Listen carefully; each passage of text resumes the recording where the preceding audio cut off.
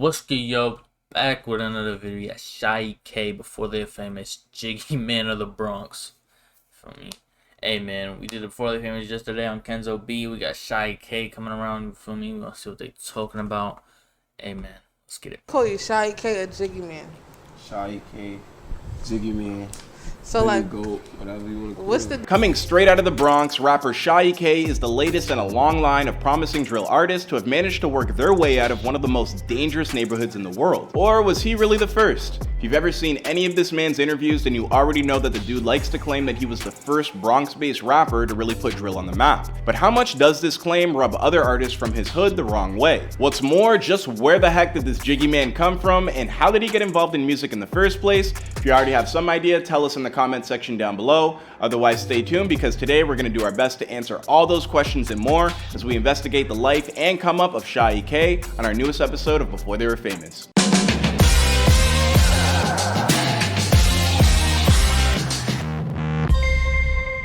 Not unlike many of his peers who have emerged out of the Bronx drill scene, the only moniker that we know Sha Ek by is his rap handle. He's kept his government name on the down low, and in terms of his birthday, well, that's pretty hidden too, although we do know for a fact that this young man is 19 years of age. What we also know is that Sha Ek has Honduran ancestry and was born and raised in the part of the Bronx known as Cortlandt Projects, more specifically, Melrose Houses. I'm from Cortlandt, Melrose Houses, where we at right now.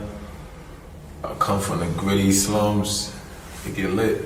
Now, the Bronx has always been a pretty dangerous place, especially to spend your childhood in, and nothing about that has changed over the years. That means as a kid, Sha Ek was surrounded by street crime and violence. For a brief period of time, he tried to keep himself busy by practicing his basketball skills, but it wouldn't last. After losing a championship game, he went a little crazy with disappointment, simply abandoning the sport altogether. And with so much activity going on in his hood, he decided to get involved in hustling himself at the age of just 13 years old. From that point forward, violence would follow Sha Ek almost everywhere he went. I mean, hell, even as he was on the precipice of blowing up, he'd have to put to bed rumors about he and his sister being attacked together in a drive-by shooting. You've been shot before, right? Facts. And I looked it up, I did my research, it said that it was like 26 shots in 20 seconds. A 9-year-old boy got hit, and I think your sister got hit, they said on the internet. Nah, yeah, but that was all cap. I got shot a whole year before that. I was in Neil, my sister got shot. That shit be cap. But you know how the internet and rap beefs go, a little thing like the truth is not going to get in the way of a good story, especially when your ops want to drag your name through the mud. Like, say, fellow Bronx-based rapper D-Thang, who latched onto the rumor and used it to make Sha Ek look weak. Now, why would he do that? Probably because D-Thang is part of a rival crew known as the YGs, or Young Gunners, who have a whole ton of beef with Sha Ek's clique known as the OGs, otherwise known as the Original Goons. These two factions used to be one and the same and ran the Cortlandt Projects together. But when one high-up member in the crew double-crossed someone else, the OGs broke off to stake their own claim in the neighborhood. You can hear D-Thang rep his crew while dissing all his enemies on the track Talk Facts. Things may have gotten worse between these two before they got better, but D-Thang was ultimately arrested and booked in November of 2021 on a weapons possession charge, which should have left Sha Ek free and clear to continue his ascension. But then he went and got involved in a further beef with his former friends B-Love and K-Flock. B-Love and Sha Ek both grew up together in the Cortlandt Projects. However, it was in fact Shaw's friend B-Dot who introduced Sha Ek to other associates like Dougie B and K-Flock. At first, these guys were entirely cool with one another. That B-Dot or B-Love? Cortlandt Projects. However, it was in fact Shaw's friend B-Dot who introduced Sha Ek to other associates like Dougie B and K-Flock. At first, these guys Talking about B-Love. were entirely cool with one another. I mean, hell, they even collaborated on a few independent tracks like Back Out the Knocks. Unfortunately, as so often happens, street politics would come between them, and now these former friends are on separate sides, and everybody is keeping a tight lip on exactly why. Niggas do what weird, man. I just moved on. Yeah. I'm growing up. It's probably older. Like, it's probably like a month ago they recorded it, and then you just gotta edit it, shit like that. You feel me? I'm glad they patched it up, bro. You feel me? Sha Ek and B-Love are on good terms now. I seen CJ Goon and B-Love new videos. So you feel me? It seems like Cortlandt came back together, bro. B-Love side and Sha Ek side, the Goons, they all just, you feel me, patched it up. You feel me? I'm glad that happened, bro. I feel like it was a time coming. I don't know how much music we gonna get from them. I said the same shit about Sha Ek and Dougie B. I don't know if they're really gonna make music together. I just think it's gonna be mutual. Like, you feel me? The OGs and DOA, if they see each other, ain't gonna be no bad timing for either one of them. They're just gonna keep it pushing, act like they don't see each other type shit, and then you feel me, basically, mutual type shit. Oh, yeah. So there's not really no problems in it. You know what it is. And then there's Blockwork, the same artist who appeared with Sha on his breakthrough track D&D. Now during an interview about a year ago, Sha implied that Blockwork had snitched on one of their own crew, and from that point forward, the feud was on. But there are other persistent rumors that Sha didn't pay Blockwork accordingly for his feature on their hit song. And when Blockwork's manager hopped onto IG Live to claim that Sha was signed to him, Sha fired back by telling everybody that was BS. Everybody is familiar with him, you feel me? Is doing $1 million every week. He signed to me. You feel me?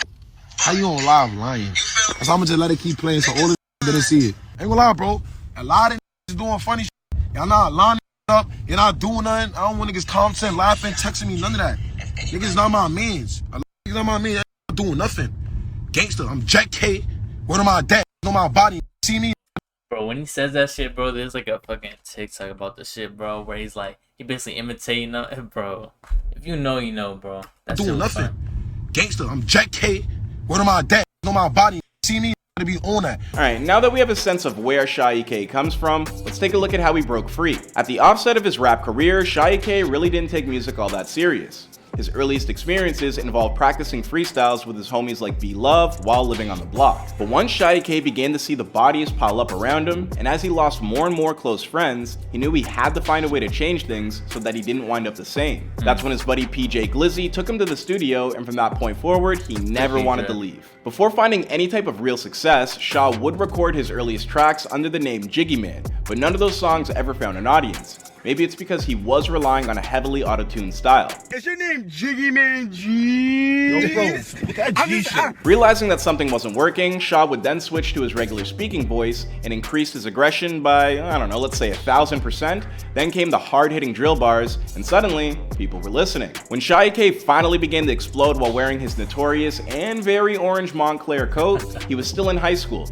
and currently he's in his junior year. Before long, Sha Ek would also reclaim the name Jiggy Man by using it in the title of one of his most popular songs, Jiggy Man This, Jiggy Man That. I mean, hell, even his debut album was titled Jiggy on Jiggy. That shit's kinda jiggy. I like that name. And according to a story that he posted on his IG, Sha would sign a music deal around the age of 16, but things quickly turned sour.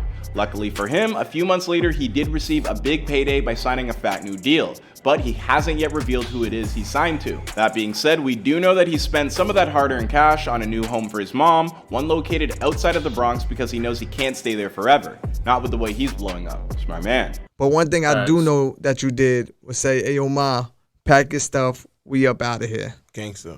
Was that always the thought in your head? Yo, when we get, when I catch a bag, that's what we doing? Facts. My family can't let in no more. So we out of the Bronx. Gangster. Now he's continuing to hone his craft while dropping new music videos damn near every week, with titles like 2 Oppie, in which, yes, Sha Ek is still going all in on his ops. And he's also started his own drill label named after his crew, OGE, which stands for Original Goons Entertainment. In other words, despite his success, don't expect Sha Ek to change his MO anytime soon. As for the rest of his story, well, you already know the deal. We're just gonna have to wait and see. I mean, after all, this is before they were famous. My name is Clyde Smith. Thank you everybody for watching, and please take a second to like, subscribe, and ring that bell to turn on your notifications and find out every time we drop a new video. And I'll see you guys in another video.